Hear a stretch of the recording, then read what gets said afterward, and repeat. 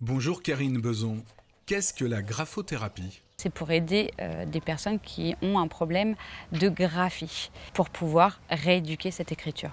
Dites-nous pourquoi il faut faire appel à un graphothérapeute. Alors on fait appel à un graphothérapeute quand on voit que l'enfant est en souffrance. C'est-à-dire que les professeurs ont peut-être décelé quelque chose, peut-être une écriture trop lente, quand on voit que l'enfant ou le jeune n'arrive pas à finir de copier ses cours, ou alors on voit qu'il est en souffrance lorsqu'il écrit, donc il peut tordre son poignet, montrer qu'il y a une gêne au niveau des mains.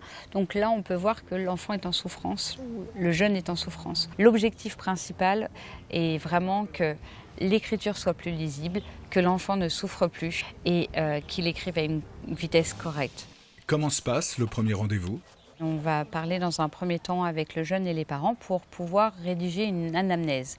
Une anamnèse, c'est un peu un état des lieux de l'enfant ou du jeune au moment où on va se voir. Durant ce bilan, je fais faire des exercices aux jeunes pour voir s'il y a des problèmes de motricité fine.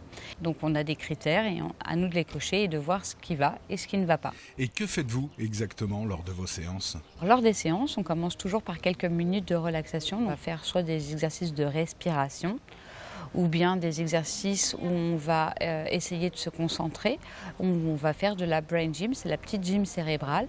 Ensuite, on va faire la gym des doigts, qui est très importante. On va habituer notre cerveau à se dire que nos doigts, on va les faire fonctionner. On va aussi faire des exercices avec le poignet et ensuite on va passer à des exercices de graphisme. Et ensuite on fait un petit bilan de la séance pour voir si le jeune a bien intégré les petits conseils que je lui ai donnés avant de partir. Est-ce que vous donnez des devoirs? Il y a un petit peu de travail personnel, effectivement. En une demi-heure, on donne les conseils, on redonne le graphisme, mais c'est vrai que je donne toujours 2 petites minutes d'exercice à faire quotidiennement.